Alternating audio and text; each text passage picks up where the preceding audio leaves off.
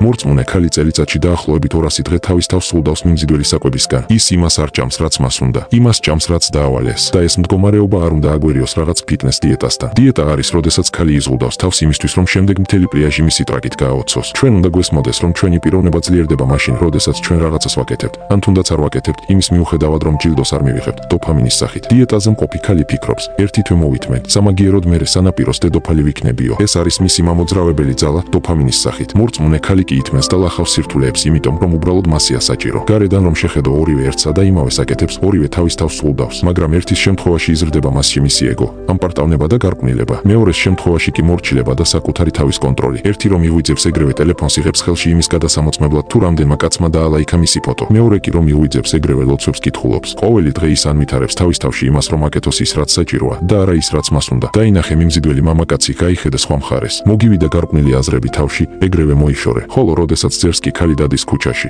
ის ასკანერებს ყველა მამაკაცს. მისი კი სერი ბუსავით ტრიალებს 360 გრადუსით. აზრობრივად მან უკვე ყველა მაგ მამაკაცზე იხტუნავა და წარმოიდგინა, რომელი იქნებოდა უკეთესი. მორწმუნე ქალი იტყვის, მე ცოდვილი ვარო. ძერს კი ქალი კი იტყვის, მე დედოფალი ვარო. თუ მაგ ძერს ქალს შეუყვარდება სხვა მამაკაცი, ის იტყვის და რა არის ამაში ცუდი, გულს ვერ უბრძანებო. ხოლო მორწმუნე ქალს კი ეგეთი რამაც კი შეემთხვევა. თუმცა ყველაზე უკიდურეს შემთხვევაში, ანუ რომ შეემთხვეს, იტყვის, რომ ეგ ცდუნებაა, რომელსაც უნდა ვებრძოლო. ვისთვის არის უფრო მარტივი ღალატი? იმ ქალისთვის, რომელიც ფიქრობს, რომ ერთხელ დავიბადეთო, თუ იმ ქალისთვის, რომელიც ფიქრობს, რომ ყველა ჩვენს აქციელზე პასუხს ვაგებთო. ვიღაცამ შეიძლება თქვას, რომ აგერ ჩემი ცოლი იყო მორწმუნე, მაგრამ მან მიღალატა, მიმატოვა და წავიდაო. მე კი გეტყვი, რომ ნამდვილად მორწმუნე და მოჩვენებითად მორწმუნე, ორი სხვადასხვა რამ არის.